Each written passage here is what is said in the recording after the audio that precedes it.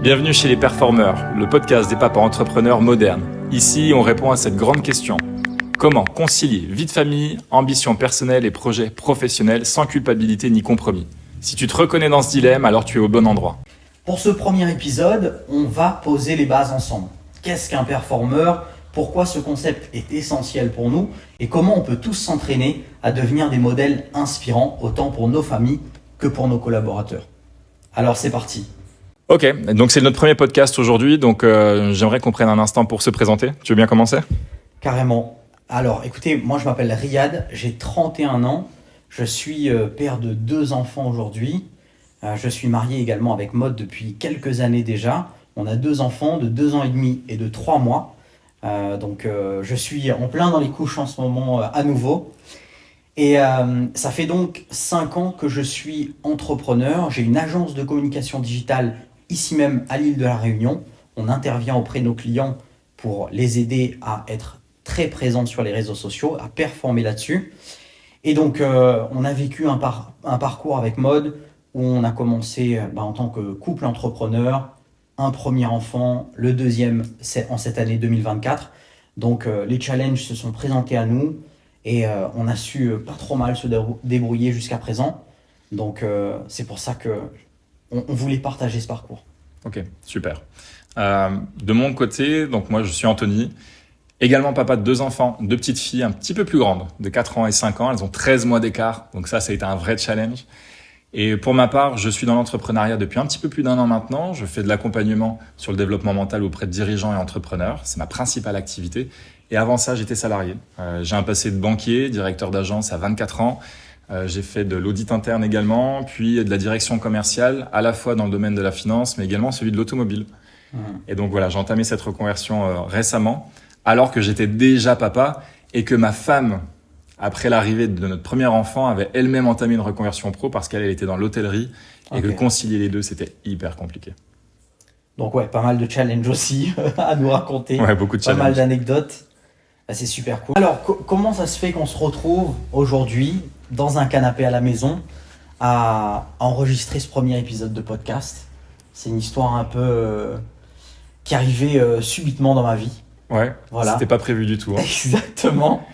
Ça fait partie de ces rencontres comme ça qu'on n'a pas prévues et pour lesquelles il se passe des choses hyper intéressantes. On s'est rencontrés il y a quelques courts mois maintenant, c'est très récent.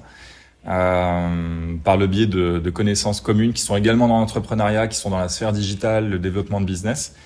Et en fait, on a matché très très vite parce qu'on a compris qu'on avait cette valeur commune, enfin ces 2 valeurs communes en tout cas, celle de l'entrepreneuriat, de vouloir développer du business et également d'être impacté dans notre quotidien par la vie de famille. C'est ça. Et d'avoir envie de jouer un vrai rôle qui plus est dans cette vie de famille-là. Et on était les seuls papas. Et on est les seuls papas, exactement. On était les seuls papas d'un groupe de 10 entrepreneurs assez jeunes. Bon, on est tous assez jeunes, ce qui fait qu'on a eu pas mal de sujets communs. Ouais. On s'est retrouvés dans pas mal d'histoires. Et au fil des discussions, Anthony est venu me parler de ce projet. Je sais pas, comment ça a démarré en fait?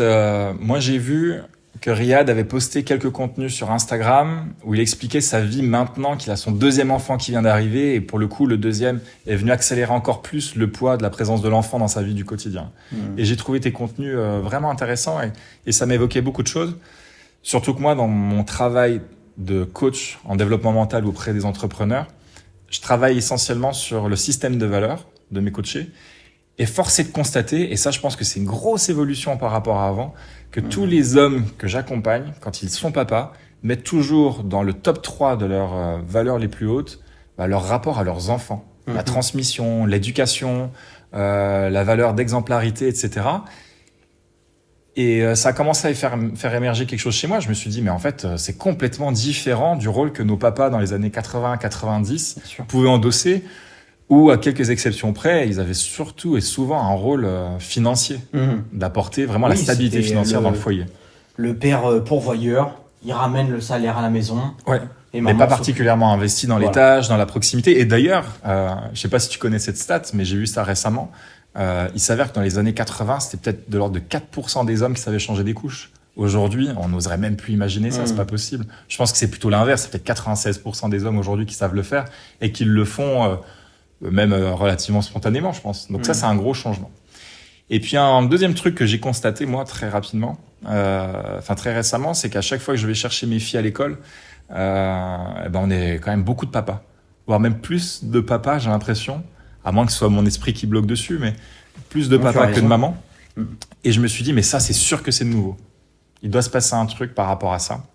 Et de là, il a commencé à venir l'idée, et c'est là où on a commencé à discuter, de se dire, mais en fait, il y a un vrai sujet de la parentalité chez l'homme entrepreneur en 2024 et maintenant en 2025, parce qu'il y a des équilibres qui sont en train de s'établir, qui sont complètement nouveaux. Tout à fait.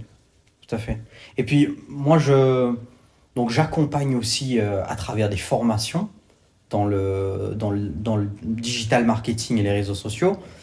Et c'est vrai que un des attributs de ma communication, ce qui me différencie, c'est que je suis papa de 2 enfants à 31 ans. C'est assez... c'est pas que c'est rare, mais je côtoie pas beaucoup de personnes qui sont dans ma situation, 31 ans, 2 enfants entrepreneurs pour l'instant. Et donc, c'est vrai que ça faisait naturellement un aspect différenciant. Donc, c'est vrai que je le lis assez souvent dans ma communication et j'ai vécu ces challenges.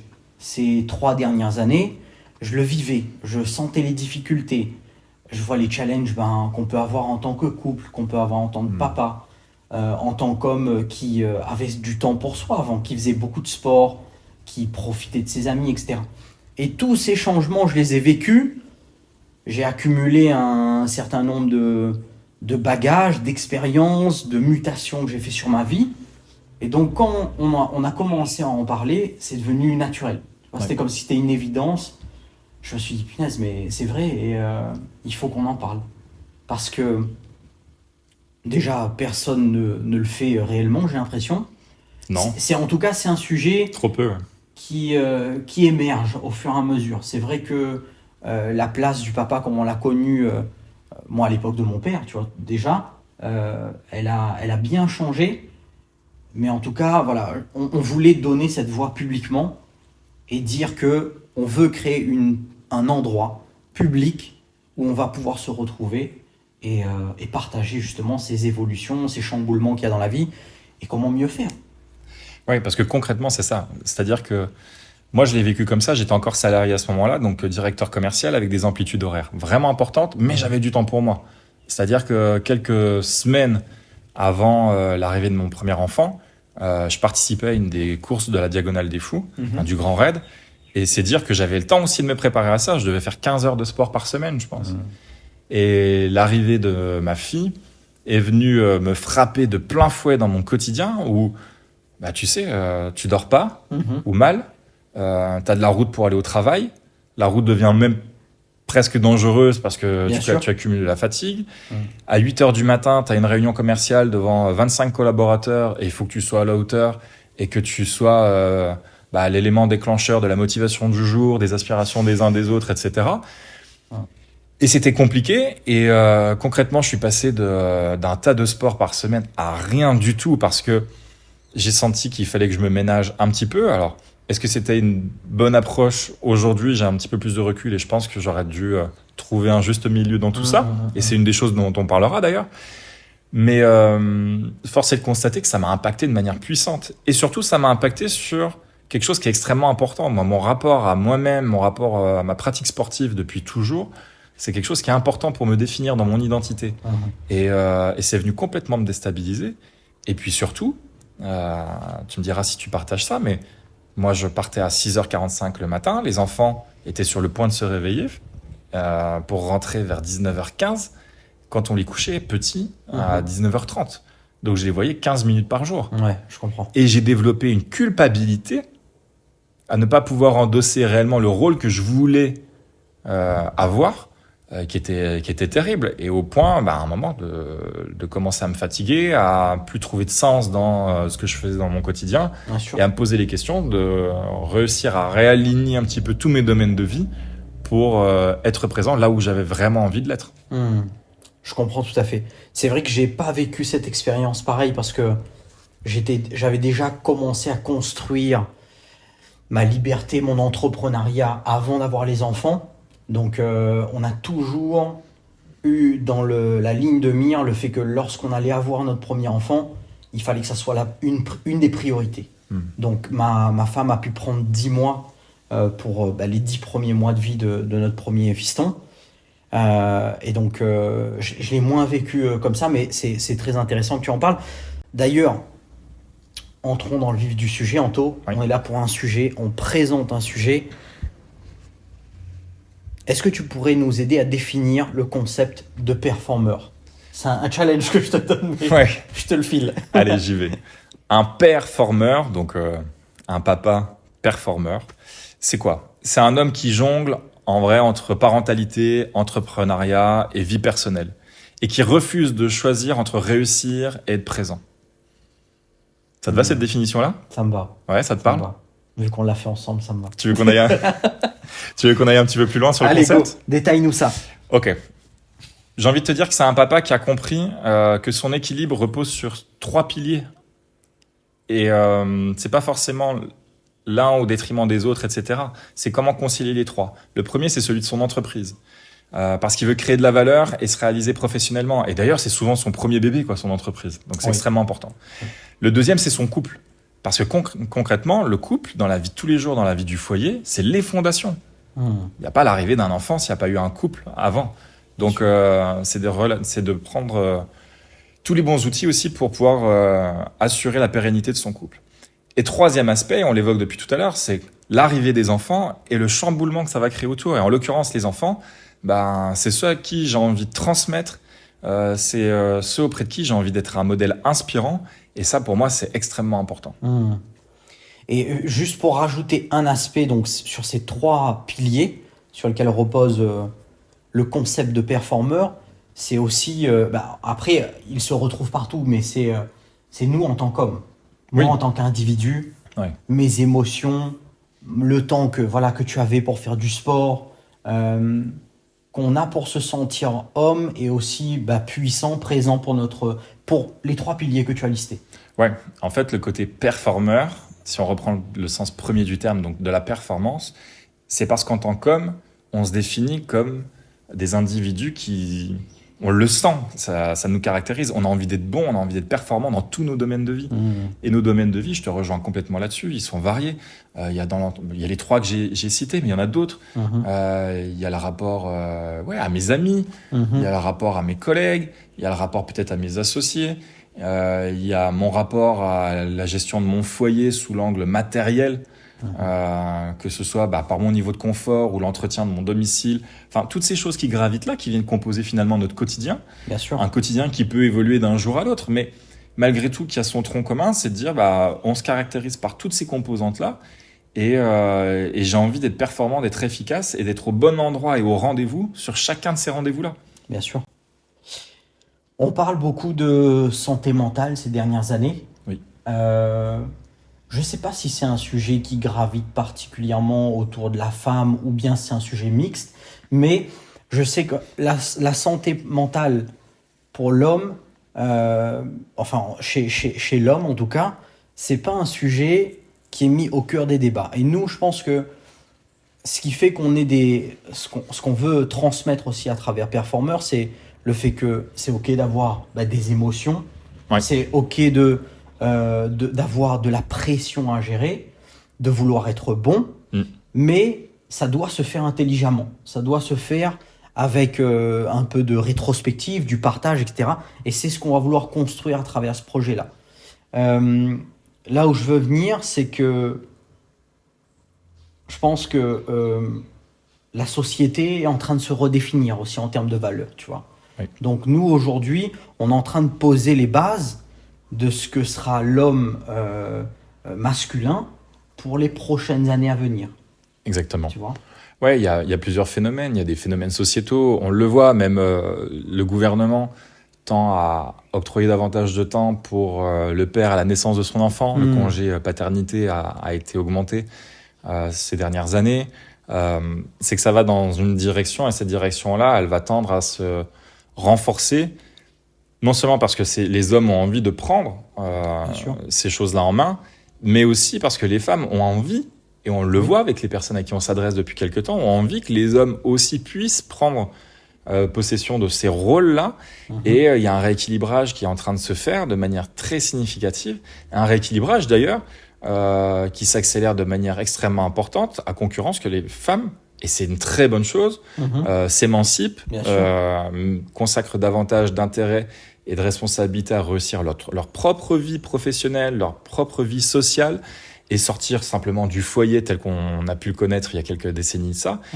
Et ces phénomènes sociétaux-là viennent accélérer ce processus-là, parce que, à concurrence notamment de l'émancipation des femmes, c'est autant de besoins de compensation qui doivent être supportés par l'homme, de sorte à maintenir l'équilibre. Là où l'équilibre, grosso modo, dans un foyer, était porté par la femme, dès l'instant où elle se désengage un peu pour adresser d'autres sujets dans sa vie, ça veut dire qu'il y a un manque à combler. Bien sûr. Et c'est en ça aussi que c'est un phénomène accélérateur. Donc, de manière certaine, c'est durable.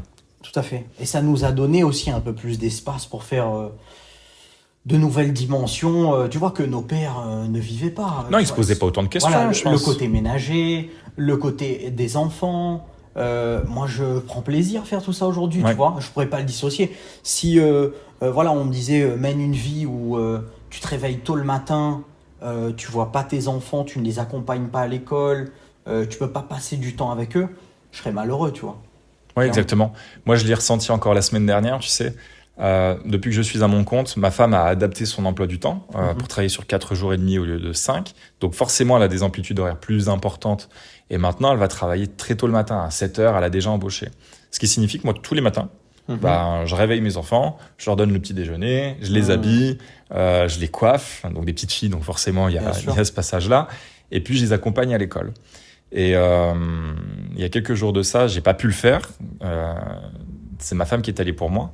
Et j'ai ressenti un manque parce qu'on se nourrit aussi de ces interactions-là. Et je pense qu'on s'en est privé pendant très longtemps. Et à concurrence qu'on est en train d'y goûter, l'appétit vient en mangeant. Et on a encore plus envie d'être présent, etc. Et ça vient renforcer aujourd'hui donc cette problématique-là. Et pourquoi je parle de problématique ? C'est parce que, aussi bénéfique que ce soit, ça vient quand même déséquilibrer toutes nos références, tous nos référentiels, parce qu'on a été éduqués selon des préceptes, des principes de travail. Ok, travail, gagne de l'argent. Grosso modo, c'est ça. Et une bonne position dans la société. Fais en sorte de faire des bonnes études ou d'avoir le bon job ou de créer la bonne boîte qui performe, etc. Mais quand est-ce qu'on adresse les autres sujets ? Jamais. Et pour rebondir sur ce que tu disais tout à l'heure par rapport à la santé mentale, en fait, nous, c'est des sujets qu'on va adresser, qu'on va vous adresser, que ce soit de manière vraiment micro, quand on regarde l'individu, il y a un triptyque entre le corps, la pensée et les émotions. Donc ce triangle-là, on va beaucoup l'adresser pour voir comment équilibrer tout ça, pour être OK dans la manière de rééquilibrer sa vie dans ces domaines-là. Et donc, niveau développement mental, ça va être hyper intéressant. Et puis, il y a l'équilibre, comme on l'a évoqué tout à l'heure, dans ces différents domaines de vie. Donc finalement, on a des zones d'équilibre à différentes échelles qui adressent des sujets différents. Et c'est justement ce que nous, on a envie d'adresser dans cette communauté-là. Tout à fait. Je te propose d'avancer un peu sur le projet en lui-même. Ouais. Il y a un exercice intéressant que l'on a réalisé il y a quelques semaines. Oui. Ça, on peut en parler. Oui. Il y a nos perceptions à nous, et puis il y a la perception des gens pour lesquels on projette, mais on voulait savoir de manière concrète comment eux vivaient la chose. Et on a rédigé un questionnaire qu'on a adressé à des centaines de milliers d'hommes. Donc on a eu quand même un certain nombre de réponses, et ça, c'est top. Et on a des beaux enseignements par rapport au pain point. Ouais, exactement. vois, aux douleurs. Aux douleurs, voilà. Aux douleurs qui naissent. Parce qu'on s'est dit, on ressent déjà des trucs, nous. À titre personnel, on a vécu des choses, mais on voulait le confirmer. Parce que forcément, on veut mener un projet aussi qui sera communautaire. Donc, il fallait qu'on l'adresse à pas mal de monde. Et on en a tiré quelques leçons. Exactement. Voilà. S'il y avait 3 douleurs principales à citer, la première, de manière évidente, c'est la gestion du temps. Comment je fais pour concilier tous ces domaines de vie ? J'ai déjà ma boîte qui me prend un temps fou. J'ai probablement même des collaborateurs qui exigent de moi beaucoup de présence. qui nécessite que je sois vraiment présent, que je participe à la vie d'entreprise, etc. Je peux pas me consacrer uniquement à mes tâches à moi, il y a toujours d'autres choses qui gravitent autour, la gestion des problèmes, etc. Management au sens large, enfin les relations humaines, quoi. Donc dans la gestion du temps, il y a plusieurs sujets qui sont remontés. La baisse significative des activités perso, on l'a évoqué tout à l'heure avec mon exemple du sport, mais il y en a plein d'autres. La disponibilité en baisse, aussi bien pour ma famille, mes amis, mes proches en général, mais également dans le cadre du travail. Peut-être moins de disponibilité aussi pour mes salariés, mes associés, mes clients. Bien sûr. Que ce soit une disponibilité physique ou même mentale, hein, d'ailleurs. Mais ça, on reviendra dessus après. Ah ouais, il y a un truc extrêmement important, c'est que l'arrivée d'un enfant, ça vient pimenter la vie. Hein. Il y a des imprévus tous les jours. C'est clair. La crèche qui t'appelle, l'école qui t'appelle. C'est malade tout le temps. C'est malade tout le temps. J'ai pas dormi la nuit dernière à cause de ça, justement. Preuve à l'appui, Anto. Ah ouais, d'où les cernes. Donc la disponibilité, donc sur les imprévus, mais la disponibilité en général, et notamment pour les enfants. Ça, pour le coup, c'est complètement nouveau. Ouais. Donc eux, ils viennent prendre toute la place et il faut leur consacrer le temps qui est nécessaire. Et même quand on n'a pas envie, parce qu'on n'a pas le choix. C'est comme ça. C'est ça. Donc du coup, il faut réussir à faire tout ce qu'il y a à faire dans un temps donné. Et puis, ça implique quoi organisation, réorganisation. Et un sujet que moi je traite beaucoup dans le cadre de l'accompagnement mental, c'est aussi aborder la délégation. Ça, c'est un vrai sujet quand on a tous ces domaines de vie là qui commencent à se mêler et où on voit qu'on, si on fait pas si on ne prend pas les bonnes décisions, on risque de le payer de sa personne. Et oui, et c'est un sujet qui est très sous-coté. Déléguer, c'est un vrai exercice. Et ouais, parce qu'on sent, ou en tout cas, on a envie d'être puissant. Et de réussir partout. Ah, j'ai un enfant qui arrive. Ok, j'ai déjà mon entreprise. J'ai déjà ma vie de couple. J'ai déjà ci, j'ai déjà ça. Tu sais quoi, c'est juste une couche de plus. Et là aussi, je vais réussir. Là, je vais exceller. Ouais, mais c'est pas facile. Et à vouloir être excellent partout, on prend souvent le risque, finalement, d'être plutôt mauvais partout également. Et de se brûler. Exactement. Deuxième point qu'on a pu relever dans ces questionnaires, c'est l'épuisement physique et moral, qui revenait comme sujet, qui ressortit pas mal de fois. Notamment le fait de pouvoir concilier justement cette vie tumultueuse qu'on a avec les enfants et la clarté mentale qu'on doit avoir au quotidien, dans la prise de décision, dans l'exécution, dans le management, dans le traitement des relations avec les autres, pour être au top tout le temps. Un sujet, la fatigue. La fatigue, surtout là pour les enfants en bas âge, je dirais, où les nuits sont plus compliquées, où les enfants malades, on doit concilier une journée très chargée. Moi, je vois, et je l'ai remis dans mon post LinkedIn récemment, parce que voilà, je viens d'avoir mon deuxième enfant qui a à peine 3 mois. Ça faisait longtemps que je m'endormais plus dans le canapé le soir, tu vois. Et là, ça revient. Donc, c'est vous dire le poids que le quotidien a quand même sur nous. Et tu vois, on est jeune, la trentaine, enfin... On ne devrait pas accuser autant le coup, à mon goût, tu vois. Je m'imaginais plus enfant, mais non, ça me met KO quand même.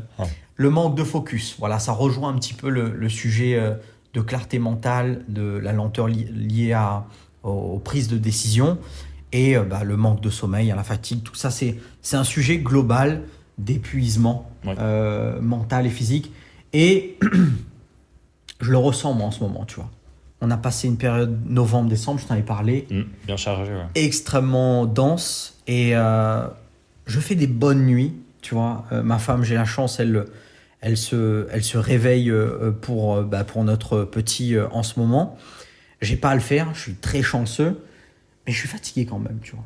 Donc, je dors bien, je mange bien. Mais tu vois, la lourdeur est toujours là. C'est que mentalement, il y a encore des choses à adresser. Bien sûr, ouais. Voilà. Et là, en l'occurrence, c'est le 3e volet. Le 3e gros enseignement de cette enquête-là, c'est vraiment celui relatif à la gestion des émotions. Et ça se traduit de manière extrêmement concrète. C'est le manque de patience, par exemple avec les enfants. Tu rentres le soir, tu as passé peut-être même une bonne journée, mais parce que tu accumules la fatigue et tout ce qu'on a pu évoquer juste avant, il suffit des fois d'un grain de sable. Et parce que tu n'arrives pas à maîtriser tes émotions, ça va s'exprimer de manière excessive. Ça peut être par le biais de la colère, par le biais, d'une distance qu'on peut instaurer, du refus de communiquer ou ce genre de choses, qui sont complètement naturels et normaux, mais qui méritent d'être adressées parce que ça se travaille, ce genre de choses. Et en l'occurrence, je pense que ni toi ni moi n'y avons été préparés. Non, clairement pas. Et je subis encore. Hein. Et d'ailleurs, ce que moi je viens de citer en rentrant à la maison, on l'a avec notre conjointe. Ouais. Deuxième stade de ce podcast, mais tu sais que 30% des divorces sont liés à des engueulades, monsieur, madame, relatifs à la gestion des tâches domestiques. C'est-à-dire que le petit truc qui traîne, tu sais où avant tu faisais pas attention, tu commences à bloquer dessus, et tu le vois traîner. Un jour, 2 jours, tu as fait la remarque, une fois, 2 fois, puis tu vois que ça bouge pas.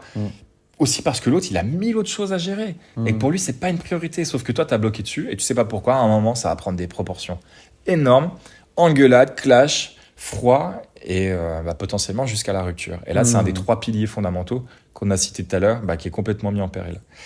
Et puis, il y a un deuxième aspect, c'est quand je gère mal mes émotions, je les gère mal également dans le travail. Et là, je prends le risque, parce que je suis perturbé dans ma vie tous les jours et que je ne suis pas suffisamment préparé à ça, j'ai pas les bons outils, je risque aussi peut-être de mettre en difficulté mon exercice d'entrepreneuriat, donc mon entreprise, mes rapports aux autres, ma gestion des ressources humaines, mon management, mon rapport aux clients peut-être. Et c'est là où il va s'installer un espèce de déséquilibre dans la balance, tu vois, où tu réussissais à avoir de la stabilité parce que tu étais bien dans ta vie avec, tu n'avais pas d'enfants, de fatigue, etc. à gérer. Et là, boum, tu passes des moins bonnes journées, tu es moins performant, tu réponds peut-être un peu mal à un client. Oui. Tu vois, tu es agacé. Puis après, là, tu développes quoi? Tu es dans le stress, tu es dans la tension, peut-être même les prises de décision hâtives, là où auparavant, tu aurais peut-être agi différemment. Potentiellement, tu commences à te dire « Waouh, je suis défaillant à titre pro, ça risque d'avoir des retombées économiques. » Mais s'il y a des retombées économiques, ça peut avoir une incidence sur la vie de mon foyer. Or, parce que maintenant je suis papa, je me mets une pression supplémentaire parce qu'il faut qu'économiquement, je sois encore plus à la hauteur parce qu'aujourd'hui, il y a une bouche supplémentaire à nourrir et que lui, il est de ma responsabilité. Et puis surtout, ça renvoie à tes émotions aussi parce que tu as envie d'être exemplaire et tu as envie d'être performant partout. Donc tu mets en branle finalement tout ton système de croyances, d'équilibre, la confiance en soi et tout ce qui peut graviter autour. Et là, potentiellement, tu te crames, c'est tes batteries qui commencent à être usées. Et puis, tu te mets certainement en risque de fatigue excessive et potentiellement même de burn-out. Bien sûr.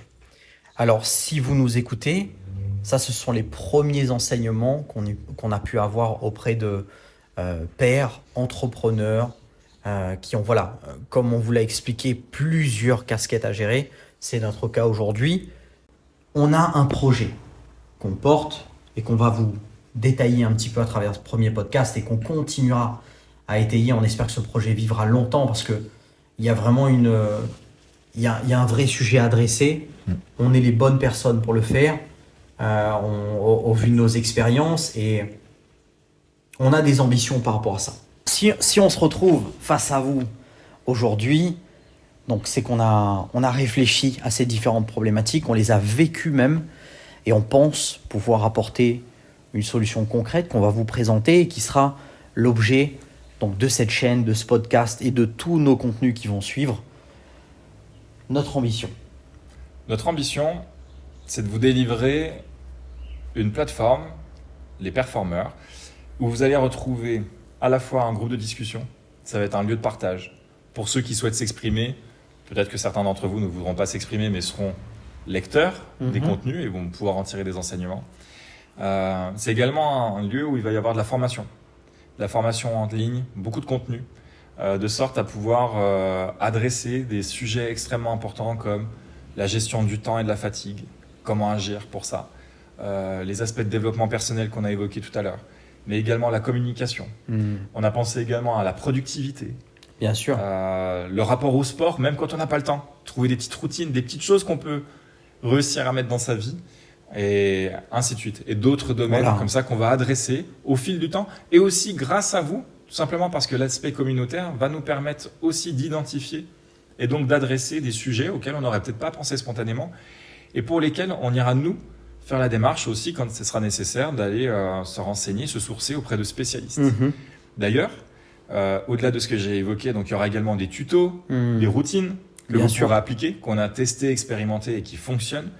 Et vous verrez également dans votre quotidien quel poids et quelle place ça peut prendre pour vous. tant que ça vous parle. Il y aura des coachings de groupe, mais également la possibilité d'aller chercher du coaching individuel pour avoir vraiment le bénéfice d'un accompagnement de très forte proximité. Au même titre que les podcasts qu'on a évoqués là, et peut-être même des webinaires, etc. Et c'est là où aussi on aura des ressources tierces qui viendront apporter un niveau d'expertise sur des sujets pour lesquels nous, on est en mesure de vous adresser des sujets, mais pour lesquels nous, on n'a pas spécifiquement l'expérience ou la technicité. C'est très complet. Voilà, notre ambition à travers le projet donc les performeurs, c'est avant tout la communauté, de réussir à fédérer des gens qui, comme nous, ont traversé ces difficultés ou s'apprêtent à les traverser et qui aimeraient avoir un espace où on va pouvoir parler librement, où on va pouvoir se former aussi librement à ces sujets, parce que comme on peut se former à la pratique d'un sport, eh ben, on pense aujourd'hui qu'on peut venir trouver de l'équilibre, des méthodes à appliquer pour être un meilleur papa, pour être un meilleur conjoint, pour être un meilleur manager, pour apprendre à mieux cadrer son attention, sa gestion du temps au quotidien. Et nous, on a établi toute une liste qu'on essaye d'être le plus complet possible pour voilà, justement préparer des clés, partager au maximum les choses qu'on a vécues et ce qui faciliterait grandement la vie à d'autres personnes en fait. Oui, absolument. Ouais. Et notre ambition, elle est colossale. C'est un vrai sujet prépondérant dans quasiment tous les foyers. Donc on veut vraiment l'adresser aussi parce qu'aujourd'hui, il n'y a pas cet aspect communautaire chez les hommes. Et on ressent que c'est un besoin. Et d'ailleurs, on est très content pour ça. Les femmes et les conjointes à qui on en parle depuis quelques temps maintenant sont très sponsors de cette démarche-là en disant « Ah bah enfin !» au même titre que nous, on arrive à trouver du contenu assez aisément, que ce soit sur Instagram, sur YouTube, sur des podcasts ou même des bouquins, on a l'impression qu'il n'y a quasiment rien qui est délivré pour les hommes. Et on est hyper content de savoir que demain, grâce à cette démarche-là, les hommes vont pouvoir aller chercher de l'information, du partage, ce qui viendra aussi bonifier les relations du couple et de tout ce qui va graviter autour. Donc finalement, c'est du win-win pour tout le monde. L'objectif en intégrant les performeurs, c'est quoi ? Pour vous, c'est de développer une meilleure connaissance de vous-même. C'est de développer une meilleure visibilité également sur votre propre vision de ce qu'est votre équilibre. On ne sera pas là pour vous dire l'équilibre, c'est ça. On va vous aider à déterminer quel est votre bon équilibre et à travailler en ce sens. Du coup, on va venir aussi clarifier vos objectifs dans tous vos domaines de vie. Et puis, vous allez développer une meilleure communication, ce qui va faciliter la vie au quotidien dans votre foyer, mais également en dehors. Et donc, globalement, vous verrez que c'est votre bien-être qui va, de manière significative, s'améliorer. Et vous allez peut-être vous dire, qui sont ces gars qui débarquent dans ce podcast, ce premier épisode arrivé de nulle part ? En quoi on serait légitime à vous apporter de la valeur là-dessus ? Alors, on a déjà commencé à se présenter un petit peu, mais on a d'autres éléments à vous partager, je pense, sur nos vies. Aujourd'hui, pour ma part, ça fait 6 ans que j'entreprends.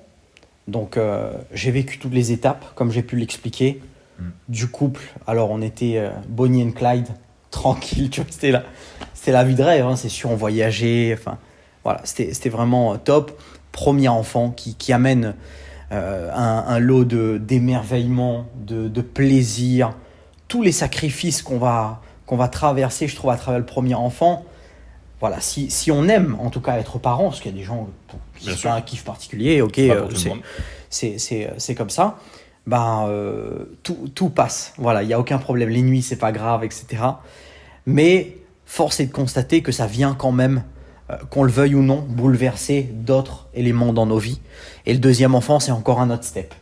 Parce que là, c'est le yo-yo. Alors, chacun son tour. C'est d'autres challenges. Donc, ou les deux en même temps. Voilà, ou les deux en même temps, exactement. Ça m'arrive de plus en plus souvent.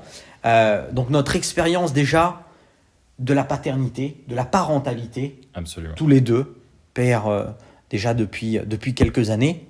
Entrepreneurs aussi déjà depuis quelques années.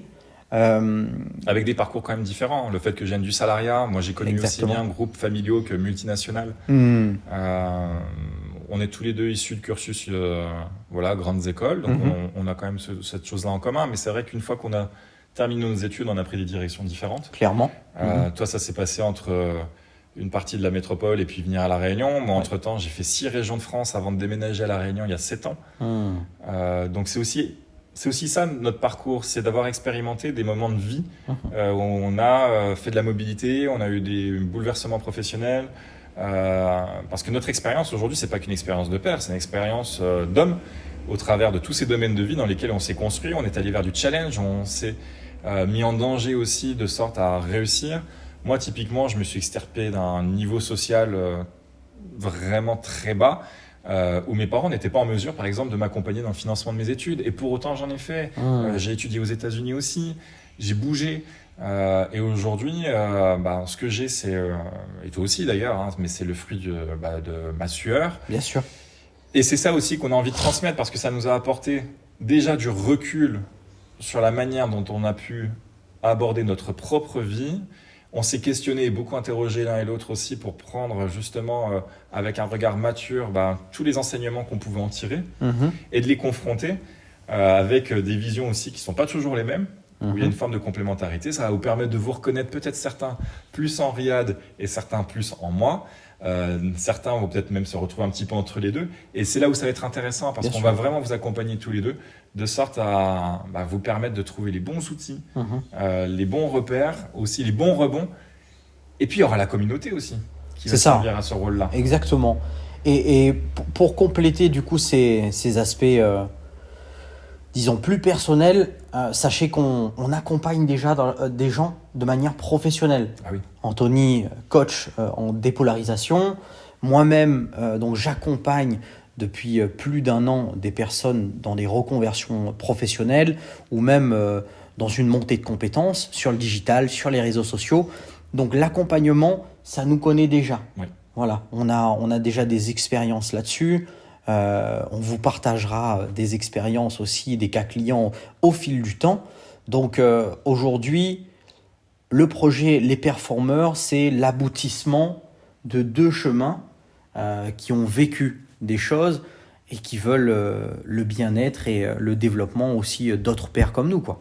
Exactement. Ouais.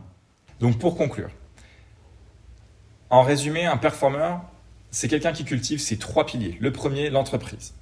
Le deuxième, la famille. Et le troisième, le couple. Et ça, tout en restant aligné à ses valeurs hautes. On espère que cet épisode vous a plu. C'était Anthony et Riyad pour le podcast Les Performeurs, à retrouver sur YouTube, sur les plateformes de podcast et même sur les réseaux sociaux. N'hésitez surtout pas à nous mettre déjà un avis sur ce premier épisode. Un petit commentaire, ça nous fait plaisir. Dites-nous les sujets que vous voulez qu'on adresse très rapidement. On en prendra compte. Et puis, on se retrouve à très vite pour un prochain épisode. Ciao. Ciao.